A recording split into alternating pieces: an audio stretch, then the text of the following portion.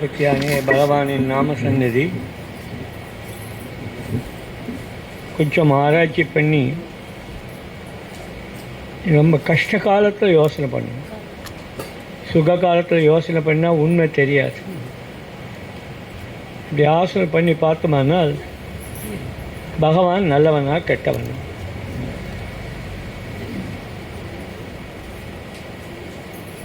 நாம் பகவான் நமக்கு என்ன செய்கிறானோ அதை கொண்டு தான் நம்ம தீர்மானம் பண்ணணும்.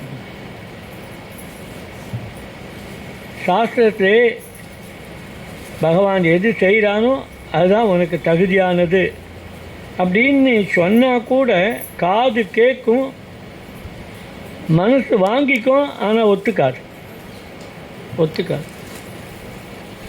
சொல்லுவா, ஏப்பா என்னை இப்படி பாடுபடுத்துகிறானேமே, நீ இப்படி யோசனை பண்ணிப்பாரு. அவன் உன்னை பாடுபடுத்தலாம், நீ அவனை பாடுபடுத்துறியா? அவன் சொன்னதை எதை கேட்டிருக்கோம், நம்ம எதை கேட்டிருக்கோம்? ஒரு விதத்தில் பார்த்தா பகவான் தான் சமர்த்தன். இன்னொரு ரீதியில் பார்த்தா அவனை போல் அசடு உலகத்தில் வேறு யாருமே கிடையாது. மகா பொறுமைசாலி. அவன் என்ன சொல்ல வரான்? எல்லாம் நான் தான்ட்டு. எல்லாம் நான் தான்னா எல்லாரையும் அப்படியே உணர வைக்கிறதேனே. எல்லாம் அப்படிங்கிற வார்த்தை வந்துட்டதுனாலே நான் தான் சொல்லணுன்னா அப்போது அவனுக்கு ஒரு நிர்பந்தம் ஏற்படுறது. எல்லாங்கிறதுக்காக நிறைய கிரியேட் பண்ணி வைக்கிறான். நிறைய கிரியேட் பண்ணி நீ வேற, உன் உடம்பு வேற, அது இல்லாமல் இருக்கிற ஆத்மா அதுதான் நான் அப்படின்னு எஸ்டாப்ளிஷ் பண்ணுறான். இது தேவையா? இது புரிஞ்சிக்க முடியுமா? அவ்வளோ சுலபமா? அப்போ உண்மையிலே யார் பைத்தியக்காரன்? அவன் தானே பைத்தியக்காரன். அப்புறம் வேறு சொல்லுவான், சர்வதேவ நமஸ்காரா கேசவம் பிரதிகச்சதின்னு. இங்கே இருக்க பொம்நாட்டிகள்லாம் எங்கிட்ட அப்பப்போ வந்து சொல்லுவாள், நீங்கள் தான் சொல்லுவீங்க இதுவே போதும்ன்ட்டு. எல்லோரும் சொல்கிறா, நாங்கள் எல்லாத்துக்கும் போவோம், எங்களுக்கு எல்லாம் வேணும். போய யார் ஒன்று வேண்டான்னு போறிய, அது மூலமாக உனக்கு எதாவது கிடச்சிதான்னு என்றைக்காவது நீ யோசனை பண்ணி பார்த்துருக்கியா? என்றைக்காவது யோசனை பண்ணி? ஏதோ பொழுது போகிறது ஒரு பக்கம், இன்னொரு பக்கம் எத்தை தின்னா பித்தம் தெரியும். நமக்கோ பெரிய கஷ்டம் இருக்குது. இந்த மாமாவோ ராமநாமம் போகுதுங்கிறார், அவர் சும்மா சொல்கிறார், அதெல்லாம் ஆயிடுச்சு. அங்கே அங்கே வேறு சொல்கிறான், அங்கே சர்வீஸ் பண்ணலாம், அப்புறம் இங்கேயும் சர்வீஸ் பண்ணலாம். மனசு அல்லாடுறது. நான் சொல்கிறேன், தெளிவாக சொல்கிறேன், இங்கே நீங்கள் வரவே வேண்டாம். உங்களுக்கு வேறு எங்கேயாவது ஏதாவது க்ளீனாக நல்லது கிடைக்கும்னா அங்கேயே இருங்க. நீங்கள் அவசியமே இல்லை. இதையே போட்டு நீங்கள் அவஸ்தைப்படுறீங்க. அப்போ உங்களுக்கு நிர்ணயம் ஆகலை. பகவான் இன்னும் நிர்ணயம் ஆகலை, தர்மம் நிர்ணயம் ஆகலை. அதனால் அல்லாடின்னு இருக்கீங்க. இப்போ இந்த அல்லாட்டத்துக்கு அதெல்லாம் அல்லாடாத, இது போதும் நான் சொன்னாலும் நீங்கள் கேட்க போகிறது. அதனால் நன்னா அல்லாடுக்கு போகும். பகவான் தானே தான் எல்லாத்தையும் கிரியேட் பண்ணி வச்சுருக்கான். நன்னா கவனிக்கணும். மறைன்னு சொல்கிற வேதம் இருக்கு இல்லையா, அது பகவானுடைய உரு தான். அங்கேயே அவன் குழப்பத்தை ஆரம்பிச்சிடறான். வேதம் பகவானை பாட வந்த வேதம் அந்த இடத்துல என்ன பண்ணிடுத்து, கர்மகாண்டம்னு ஒன்று வச்சு கொடுத்து, ஞான காண்டம்னு ஒன்று வச்சு கொடுத்து, உபாசனா காண்டம்னு ஒன்று வச்சு கொடுத்து ஆரம்பிச்சுட்டா முடிஞ்சு போச்சா? எங்கே குழப்பம் ஆரம்பிக்கிறதுன்னு தெரியுதா? அதனால தான் சொல்கிறது பகவான் மகா ஆஷடுன்னுட்டு. நீயே கிரியேட் பண்ண ஜனங்களை. அந்த காலத்துலையாவது வசதி குறைவாக இருந்தது. இப்போ இது நீ கிரியேட் பண்ணியா மனுஷன் கிரியேட் பண்ணியான்னு தெரியல. எக்கச்சக்கமாக என்னென்னமோ புதுசாக வந்துட்டுருக்கு. அவ்வளோத்துலேயும் நம்ம ஜனங்க இருக்கா, அவ்வளோத்துலேயும் இருக்கா நம்ம ஜனங்க. ஒரு பக்கம் கஷ்டம், இன்னொரு பக்கம் எந்த தர்மத்தில் போனால் கஷ்டம் தீரும்னு ஆவலாதி. அதுக்கு கூட கொஞ்சம் கூட சம்பந்தமே இல்லாத நாகரிக விஷயங்கள். இதில் எதையுமே யாரும் கேட்கறதில்ல. இப்போ இந்த வீணான வம்பில் மாட்டிட்டவன் யார்? பகவான். ஏண்டா இப்படி பண்ணிட்டேன், ஜனங்களுக்கு சுலபமான வழி நீயே கொடுத்துட்டு இப்படி மறைச்சிட்டியடா அப்படின்னு ஏங்கிற எங்களை மாதிரி சாதுக்கள் தவிக்கிறோம். என்ன பண்ணுறதுன்னு தெரியல. ஜனங்க இப்படி இருக்காளே, ஜனங்க பேரில் குறையே இல்லையேன்றதுனால தான் நான் பகவான் மேலே குறை சொல்கிறேன். இப்போ பகவான் மேலே குறை சொல்கிறேன். நீ தானே எல்லாத்தையும் பண்ணி கொடுத்துருக்கேன். நீயே பண்ணி கொடுத்துட்டு அதுக்கப்புறம் இதெல்லாம் புரிஞ்சுட்டு எல்லாம் வேண்டாம் பகவானே போதும்னு சொல்லணுமா? பாவம். அப்படி ஒரு சூழ்நிலையை உருவாக்கி ஜென்ம ஜென்மமாக நீயும் கடை தேரலை, அவனும் உனக்காக காத்துருக்கிறத உடலை. அப்படின்னா அவனை போல பொறுமைசாலி யார்? சர்வதேவ நமஸ்காரா கேசவம் பிரதி. எங்கன்னா போயிட்டோம், எப்படியாவது போகட்டும், நான் அவர்களை கைவிட மாட்டேன்னு பகவான் அவ்வளோ கீழே இறங்கி பேசுகிறான். அவ்வளோ கீழே இறங்கி பேசுகிறேன். இதிலே இப்போ புதுசாக நம்ம குருநாதாலாம் கொஞ்சம் பேர் இருந்தா இல்லையா, பெரியவா இருந்தா, அண்ணா இருந்தா, இன்னொருத்தர் இருந்தா, அவெல்லாம் இப்போ யார்கிட்ட மாட்டிகிட்டு இருக்கா திரும்ப? ஏஐயில் மாட்டிகிட்டு இருக்கா. அவன் இஷ்டத்துக்கு படம் போடுறான். எங்கேயோ சொன்ன வார்த்தையை எடுத்து இந்த ஒரு படத்தை போட்டு எது ஒரிஜினல் எது டூப்ளிகேட்டுன்னு என்ன அவசியம் இருக்குது? என்ன அவசியம்? அந்த பேர் பெரியவான்ற ஒரு பேர் போராதா? அண்ணான்ற ஒரு பேர் போராதா? எவ்வளோ சாதுக்கள் இருந்தால் ஒவ்வொரு சாதுக்கும் இருக்கிற சிஷ்ய கோடிகளும் அதை ஃபாலோ பண்ணுறவாளும் இப்போது அவளை பிரச்சாரம் பண்ணுறேன்னு சொல்லிட்டு அவ்வளோ அபத்தம் பண்ணிட்டு இருக்கான். அவ்வளோ அபத்தம், அவ்வளோ அபச்சாரம் பண்ணிட்டு இருக்கான். கடைசியில் என்ன வந்து நிற்கிறதுன்னு சொன்னால் உண்மை பொய் தான் பிரகாசமாக நிற்கிறது. சரி, அதான் ஏஐயில் பண்ணலான்னு சொல்லிட்டே இல்லை. சாதாரண ஒரு அரசாங்க விஷயம், அரசியல் விஷயத்தில் கூட ஒருத்தன் ஏஐயை போட்டான்னு சொல்லிட்டு ஏஐ போட்டது குற்றம் அப்படின்னு அதுக்காக அவனுக்கு எப்படியாவது தண்டனை கொடுக்கணும். அப்போ ஏஐ குற்றம்னு அரசாங்கமே ஒத்துக்குது. ஆனால் நீயும் அதை பிடிச்சின்னு அலையிற. ஆன்மீகத்தில் உள்ள கொண்டு அதை போட்டிருக்க. என்ன அவ்வளோ கேவலமாகிடுதா அவனுக்கு? பெரியவா சொன்னது ஏதாவது ரெண்டு விஷயத்தை பண்ணிட்டு நமக்கு குருநாதான் யாராவது இருந்தாவா என்ன சொன்னாலும் அதை சுலபமாக பண்ணிட்டு நிம்மதியாக இருக்க தெரியல இல்லையா? ஏன் எதுக்கு ஏஐலாம் போட்டு போடணும்? அவள் தான் வசதி அப்படின்னு ஊரே சொல்லணுமா? பகவானே வசத்தின்னு சொல்கிறதுக்கு எவனும் விட மாட்டேங்கிறான். பகவானுடைய கைங்கரியம் பண்ணுறவனே பகவான் வசத்தின்னு அவன் சொல்லிகிட்டே இருக்கான வெளியே கூடவே நான் தான் வசத்தின்னு காமிச்சின்னு இருக்கான். இந்த ஜனங்க என்ன பண்ணும்? பாவம் ஜனங்க என்ன பண்ணும்? சரி வருது. ஒரு வாட்டி கூட சொன்னேன், தேரை பற்றி சொன்னேன், இப்போ வர கார்களை பற்றி சொன்னேன். எல்லாத்துக்கும் சேர்த்து ஒன்று இருக்கு இல்லையா? ஒரு பொருள் வாங்கணுன்னா கூட, ஒரு சின்ன பொருள் வாங்கணுன்னா கூட இது டூப்ளிகேட்டாக ஒரிஜினலான்னு பார்க்கணும். அப்புறம் இது எத்தனை நாள் தாங்கும் அப்படின்னா இதுக்கு ஹிஸ்ட்ரி இருக்கா, ஏற்கனவே இது தாங்கின ஹிஸ்ட்ரி இருக்கா? ஒரு காருன்னு சொன்னால் அம்பாசிடர் கார்னால் 75 வருஷமாக இருந்ததுன்னு சொல்லலாம். இப்போ திடீர்னு ஏதோ வருது. இப்போ நான் இந்த இடத்துக்கு சோலார் 20 வருஷம் முன்னாடியே போட்டிருக்கேன். டாட்டாவை வச்சு போட்டிருக்கேன். அந்த பேனல்லாம் எங்கிட்ட இருக்குது. அடுத்தது இப்போ ஒரு 15 வருஷம் முன்னாடி வேறு ஒன்று வச்சு போட்டேன். இப்போ அது ரெண்டுத்தையும் திருப்பி நிறுவனம், புதுசாக ஒன்று போடணும். வந்து போடணும்னு சொன்னால் அந்த ரெண்டும் டைம் டெஸ்டடாக இருக்குது. இப்போ வரவேன் அதெல்லாம் இல்லை, நான் வேறு அப்படின்னு ஒன்று காமிக்கிறேன். காமிச்சா என்னென்னா பூரா டெக்னிக்கல் டேட்டா இருக்கிறது.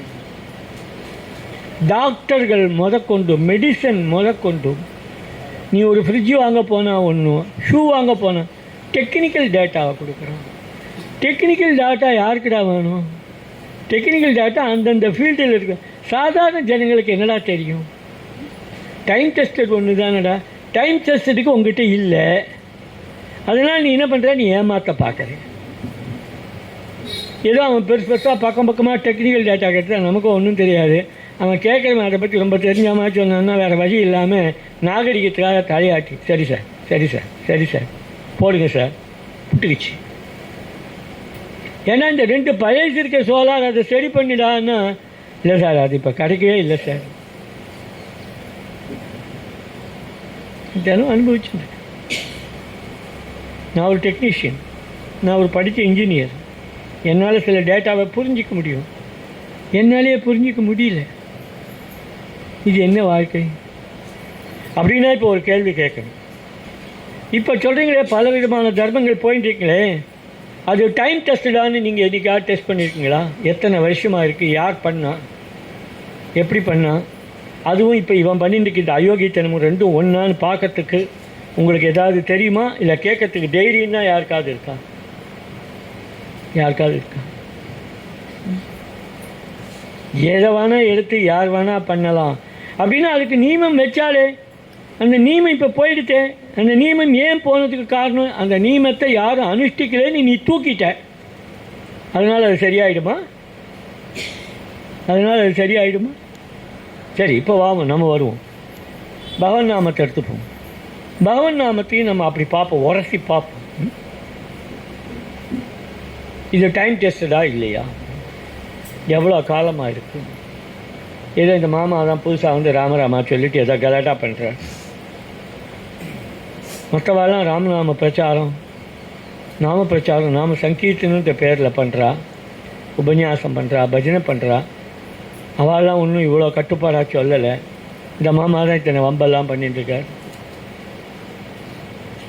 இது யுக தர்மம்னு ஒரு வார்த்தையை சொல்லிட்டு போயிட்டா. அது என்னடா யுக தர்மம்? யுக தர்மம்னா இந்த காலத்துக்கு ஏற்றதுன்னு அர்த்தம். அப்போ ஒரு ஒரு சர்ச்சை வந்துடுது. யுக தர்மம் இந்த காலத்துக்கு ஏற்றது அப்படின்னு சொன்னால் அது புதுசா? அப்போ டைம் டெஸ்டட் இல்லைன்னு ஆயிடுறது இல்லையா? திடீர்னு ராமநாம வங்கின்னு வந்து 13,000 கோடியை சேர்த்துட்டு இவர் ரொம்ப கலாட்டா பண்ணிட்டு இருக்காருன்னு ஒருத்தன் சொன்னான்னா உங்களால் பதில் சொல்ல முடியாது. பதில் சொல்ல முடியாதுங்க. அப்போ நான் பழசெல்லாம் எடுத்து உங்களுக்கு சொல்லணும். டைம் டெஸ்டடா அப்படிங்கிறதுக்கு பகவன் நாமத்தை பொறுத்த வரைக்கும் யுக தர்மம்னு சொன்னதோடைய அர்த்தம் என்னன்னு கேட்டால், மற்ற யுகத்திலேயாவது வேறு ஏதாவது செய்ய முடியும், இந்த யுகத்தில் வேறு எதுவும் செய்ய முடியாது, அதனால் இது யுக தர்மம்னு அர்த்தம். இது முன்னாடியே இல்லையா அப்படின்னா, நான் எப்படி ரதம் தசரதர் காலத்தில் இருந்தது சொன்னனோ அதை போல் இப்போ சொல்கிறேன். எல்லா காலத்திலும் இருந்தது. கிருத்தயுகம் தபசுக்கான உரிய காலம், தியானத்துக்கு உரிய காலம். அந்த காலத்தில் பகவன் நாமமே போதும்னு சொல்லி காண்பிச்சு பகவானையே கம்பத்தில் வர வைச்சு பகவானே பக்தன்கிட்ட கெஞ்சராமாய் பண்ண பிரகலாத சரித்திரம் எவ்வளோ பழசு. கிருத்தயுகத்தோடையது. அப்போ இது டைம் டெஸ்டட் ஆகிடுதா? சரி, அப்போ மட்டும் ஆயிடுச்சு போல இருக்குது, அதுக்கப்புறம் ரொம்ப நாள் இல்லை, இப்போ தான் வந்துடுத்தோ. அப்படி இல்லை. திரேதாயுகம் ராமனுடைய யுகம். ராமன் இருந்துருக்க போதே வெறும் பகவன் நாமத்தினாலே பகவானையே நேர தன் வீட்டு வாசலுக்கு வர வைச்ச சபரி இருக்கா உதாரணமாக? கல்லா போன அகல்யை இருக்கா உதாரணமாக? அப்போ அங்கேயும் ப்ரூவ் ஆகிடுதான். அங்கே மட்டும் இல்லை, இன்னொன்று ரொம்ப முக்கியம். எப்பேற்பட்ட அயோக்கியனுக்கும் பகவன் நாமம் உதவும்னு இப்போ சொல்கிற சித்தாந்தத்துக்கு எடுப்பாக யார் இருந்தான்னா வாலி இருந்தான். வாலி ராமநாமத்தை பார்த்து மோட்சம் அடைஞ்சானா இல்லையா? எப்பேற்பட்ட அயோக்கியத்தனம் பண்ணுங்க. அப்போ நான் இங்கே அயோக்கியத்தனம் பண்ணேன், எனக்கு பகவன் நாமம் இல்லைன்னு யாராவது சொன்னால் மனசு நொந்து போகுமா? நொந்து டேய், நீ பாவி இல்லைடா, ஏதோ பண்ணிட்டடா, இப்பொழுதும் உனக்கு கதி இருக்குன்னு சொல்கிறதுக்காக பிறந்தது தான் ராமநாமம். துவாபர யுகத்தில் கேட்கவே வேண்டாம், பகவானே காண்பிக்கிறான். என்னை விட என் நாம வசத்தின்னு காமிக்கிறான் திரௌபதி மான சம்ரட்சணத்தில். அப்பேற்பட்ட தர்மாதிகாரிகள் பீஷ்மரை உட்கார்ந்துருக்கார், தர்மர் இருக்கார். ஒருத்தர் தலை எப்படி திருப்பிட்டார், இன்னொருத்தர் தலையை குனிஞ்சுட்டார், பதில் சொல்ல முடியல. அவள் கேட்குற கேள்விக்கு அவள் எல்லாம் தர்ம கேள்விகள் கேட்குறான். நியாயமா நியாயமா நியாயமானு கேட்குறா. எல்லாரும் நியாயம் இல்லைன்னு ஒத்துக்கிறான். ஆனால் அவளுக்கு கதி யார் கொடுக்கறது? எங்கேயோ இருந்துருக்கான் பகவான். அவள் கூப்பிட்ட கோவிந்தா அந்த நாமந்தான் ரட்சிச்சது, துவாபர யுகத்தை காண்பிச்சது. அதனாலே நிர்பயமாக ஞாபகம் வச்சுக்கோங்க, இந்த யுகத்தில் டைம் டெஸ்டடான ஒரே தர்மம் பகவான் நாமந்தான். பாக்கி எதுக்கும் டைம் டெஸ்டட் இல்லை. காரணம் என்னன்னு கேட்டால், ஹோமாதிகள் இந்த காலத்தில் ஏற்பட்டது, திரேதா யுகத்தில் ஏற்பட்டது, கிருஷ்ண யுகத்தில் இல்லை. அதனால் அடிபட்டு வருது. பூஜை எப்போ சேர்ந்தது? துவாபர யுகத்தை சேர்ந்தது. பூஜை திரேதா யுகத்தில் இல்லை, கிருஷ்ண யுகத்தில் இல்லை. அப்போது டைம் டெஸ்டடாக இருக்கிறது எது? பகவான் நாம ஒன்று தான் டைம் டெஸ்டடாக இருக்கு. இன்றைக்கு இந்த காலத்தில் ஒரு பக்கம் அரசியல் சூழ்நிலை பாடு கேவலமாக இருக்கு. உலகத்தில் வாழவே முடியுமான்னு தெரியாமல் அயோக்கியர்கள் ஒருத்தருக்கு போரிட்டு அந்த போர் சாமானை விற்கிறதுனாலே தன்னுடைய எக்கானமி பெருசாகும்னு சொல்லி அவ்வளோ சுயநல புலிகளாக உலகத்தையே ஸ்தம்பிக்க வச்சுருக்கான் ஒரு பீரியடில். ஸ்திரீகளுடைய தர்மம் கெட்டு ரொம்ப காலம் ஆகிடுச்சு. தனி மனித ஒழுக்கம் போயிடுச்சு. என்றைக்கு செல்ஃபோன் கையில் வந்ததோ அன்றைக்கி தனி மனித ஒழுக்கம் போயிடுச்சு. உன் பிள்ளையோ பொண்ணோ பொண்டாட்டியோ எதை பார்க்குறான்னு உனக்கு தெரியாது, என்ன கேவலங்கள் அதில் இருக்குதுன்னு தெரியாது. நீ என்ன செய்யல, அது கேவலம்னு உனக்கு தெரியும். அதில் மாட்டின்னு இருக்கோன்னு தெரிஞ்சும் ஒப்புக்கிறதுக்கு தைரியம் இல்லாமல் ஏமாத்தின்னு இருக்கேன். உன்னால் விடவும் முடியல. அது வேண்டாம். அப்படி இருந்துட்டாலும் அவ்வளோக்கு நடுவிலையும் ஏதாவது காப்பாற்றுமான்னு ஒரு ஆராய்ச்சி பண்ணி பகவன் நாமந்தான் ஏன் சுலபமாக வரக்கூடாது? அந்த இடத்துல தான் நாங்கள் நிற்கிறோம். அந்த இடத்துல சொல்கிறேன், உன்னுடைய எந்த குணத்தையும் மாற்ற முடியாது, உன்னுடைய ஒழுக்கத்தை நம்ப முடியாது, உன்னுடைய சீலம் போயிடுத்து, உங்ககிட்ட இருக்க உண்மை எல்லாம் போயிடுத்து.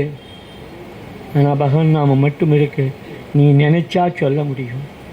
நீ நினச்சாலும் சொல்லிட்டேன். ஆனால் வாஸ்தவத்திலே நீ நினச்சாலும் சொல்ல முடியாது. அவன் உன்னை நினைக்க வைக்கணும். கடைசியாக பொறுப்பை அவங்ககிட்ட தான் கொடுக்க முடியும். இப்போ நாங்கள் என்ன பண்ணணும் அப்படின்னு சொன்னால், யாரையும் எதனாலையும் தூண்ட முடியாது. ஏன்னா எல்லாருக்கும் எங்கே போனாலும் தன்னை முன்னிலைப்படுத்திக்கணுன்ற குணம் இருக்கிற வரைக்கும் பல இடத்துக்கு போகிற குணம் மாறவே மாறாது. பல இடத்துக்கு நீ போகிறதுனால என்ன நஷ்டம்னு கேட்டால், பகவன் நாமத்துக்கு நீ கொடுக்குற நேரம் குறைஞ்சிட்டே வந்தது, ரொம்ப குறைஞ்சிட்டு வந்து. ஆனாலும் சொல்கிறேன், எங்கே வேணால் போங்க, எவ்வளோ வேணால் நேரம் குறையட்டும். அந்த காலத்தில் பெரியவா மகாபெரிவா சொன்னா, பிராமணன்னு பேர் வச்சுட்டுக்கேடா, ஒரு 10 காயத்ரியாவது பண்ணேன்டா கெஞ்சினா. இப்போ நான் சொல்கிறேன், எங்கன்னா போ, எனக்கு என்ன பண்ணு, தினம் ஒரு 1/2 பக்கமாக நாமம் எழுது, தினம் ஒரு 10 நாமமாக சொல்லு. பாக்கி நான் அத்தை பண்ணுறேன் இத்தை பண்ணுறேன் இந்த ஏமாற்று வேலையெல்லாம் எதுக்கு ஒன்று ஏமாற்றிக்கிறேன்? உனக்கு நீ ஏதோ போறிய அந்த ஒரு தர்மத்துக்கு, அதில் மேலே இருக்க உட்கார்ந்துருக்குறேன், அவன் வேணால் ஏமாறுவான், பகவான் ஏமாற மாட்டான், நாங்களும் ஏமாற மாட்டோம். போய் வீணாக போய் கொஞ்ச காலம்தான் இருக்க போகிறீங்க. நாளோ வாரமோ மாதமோ வருஷமோ எண்ணப்படுகிறது. கடைசி இந்த தர்மத்தில் எப்படியாவது பகவான் உங்களுக்கு மேலே ஆசையை கொடுக்கணும்னு பகவான்கிட்ட பிரார்த்தனை பண்ண. இங்கே ராமநாம வங்கி அதோடைய நாம சேவை 3 இருக்குது. திரயம்னு சொல்கிறது நாம சேவை ஒன்று, ரெண்டாவது அன்ன சேவை ரெண்டுத்தையும் கம்பைன் பண்ணி பண்ணிட்டுருக்கோம். மூணாவதானது எப்படி பரமசிவனுடைய நெற்றிக்கண் மறைஞ்சி இருக்குமோ அதை போல் இருக்கிற கிரந்த சேவை. இந்த கிரந்தங்கள் தான் இப்போ நான் சொல்கிறதுக்கெல்லாம் அடிப்படை. இதுதான். அதை நான் பெருசாக பிரச்சாரம் பண்ணினதில்லை. 1092 யாத்திரைகள் போயிருக்கேன், பெரிய பெரிய முகாமெல்லாம் இட்டிருக்கேன். ஆனால் புஸ்தகத்தை பற்றி பேசிகிட்டே இல்லை, புஸ்தக பிரச்சாரமும் பண்ணினதில்லை. இப்போ வெள்ளமாக நாம பிரச்சாரம், கிரந்த பிரச்சாரம் முதல் முறையாக ஆயிருக்கு. இது போகாத இடமில்லை. கிட்டத்தட்ட 1000 பேருக்கு கரெக்டாக அது ஒரு திட்டத்தை பிரகாரம் அவள் கூட மறந்துட்டுருப்பாள். அவள் அவ்வளோ பெரிய தட்டி எழுப்புற மாதிரி கிரந்த பிரச்சாரம் போயிட்டுருக்கு. ரெண்டாவது சந்நிதிகளை ஐடென்டிஃபை பண்ணுற மாதிரி சில காரியம் பண்ணணும்னு ஆரம்பித்து இந்த சந்நிதி, அதற்கப்புறம் ரெண்டாவது கோவிந்தபுரம், அதில் இப்போது ரொம்ப ஜோராக நடக்கிறது. இங்கேருந்து நம்ம இங்கே கைங்கரியம் பண்ணி இந்த மீராவை அனுப்பிச்சிருக்கேன். இனிமேல் யாரெல்லாம் முன்னுக்கு வரையிலோ அவெல்லாம் போகணும். போய் நாமும் சொல்கிறது இல்லை, கற்றுக் கொடுக்கணும். இந்த சந்நிதி எப்படி மதிக்கணும்னு கற்றுக் கொடுக்கணும். அதெல்லாம் கிட்ட இருந்து விவரம் தெரிஞ்சவா நீங்கள் எல்லாம் போனால் தான் நடக்கும். அடுத்தது மூணாவதாவது கோயம்புத்தூர். அது இப்போ போகிறதுக்கு வாய்ப்பு இல்லைங்கிறதுக்காக நான் ஃபோன் மூலமாகவே ஒரு இன்ஸ்ட்ரக்ஷனாக கொடுத்து அவளை பிரச்சாரம் பண்ண வச்சு மெதுவாக கொஞ்சம் கொஞ்சமாக பண்ணிட்டுருக்கோம். இது நடுவில் இங்கே இருக்கிற இந்த அச்சதை கொழிக்கிறது, அப்புறம் வில்வத்தில் நாமம் எழுதுறது, சந்நிதிக்கு நமஸ்காரம் பண்ணுறது, இந்த மாதிரி சின்ன சின்ன விஷயங்கள். அப்புறம் மண்பானையில் தான் நிவேதனம், இது எல்லா இடத்துக்கும் கொண்டு வந்துடணும்னு ஆசைப்பட்றேன். நாமம்னா இப்படி தான் இருக்கணும் அப்படின்ட்டு அதுக்கான முயற்சிகள் ஈடுபட்டுருக்கேன். அதுதான் இப்போ சுந்தரமாமாவை தான் உபயோகப்படுத்துகிறேன். தயவுசெய்து எல்லாத்துக்கும் ஒரு வீடியோவை செட் பண்ணி எடுத்து கொடுத்தீங்கன்னா நான் போகிறதுக்கு முன்னாடியே அவளுக்கு அனுப்பிச்சேன்னா அவளுக்கு கொஞ்சம் புரியும். அப்புறம் இங்கேருந்தும் கொஞ்சம் பேரை அனுப்பிச்சி எல்லாம் தயார் பண்ணி நம்மால் இயன்றது. பகவான் நாமம் நிரூபணமானது. அந்த பகவான் நாமத்துக்கு நம்மக்கிட்ட ஏராளமான நிதியை கொடுத்து வச்சுருக்க பகவானுக்கு நாம் ஏதோ ஒரு சில காரியத்தை பண்ணணும் அப்படின்ற எண்ணத்தில் எடுத்துட்டுருக்கோம்.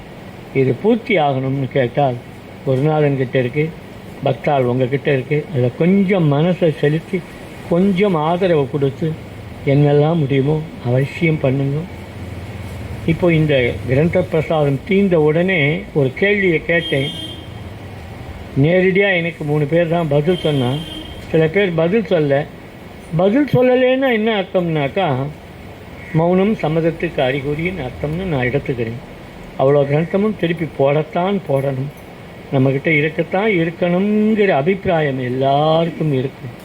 அதனால் இப்போ அது ஒரு பப்ளிகேஷன் விங் தனியாக ஆரம்பிக்கும். இப்போ விரைவிலேயே அதோடைய விவரங்கள்லாம் வரும்.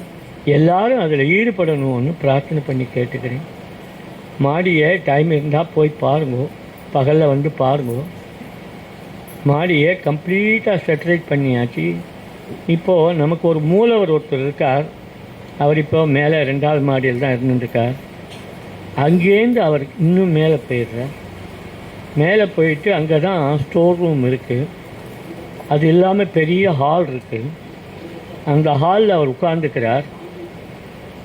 இந்த புஸ்தகங்களை பற்றியும் இது வரைக்கும் ராமநாமம் இங்கே என்ன பண்ணியிருக்குங்கிறத இங்கே காண்பிக்கிறதுக்கெல்லாம் இடம் இல்லை. அதனால் மேலே ஒரு பர்மனண்ட் எக்ஸிபிஷன் மாதிரி ஆக்கணும் அப்படின்னு முயற்சிகளை பண்ணுறேன். அவர்கள் எதில் வல்லவர்களோ அவர்கள் இது சம்பந்தமாக அறிவுரையை கொடுத்து கொஞ்சம் கைகளில் ஈடுபடணும்னு பிரார்த்தனை. ராம ராம ராம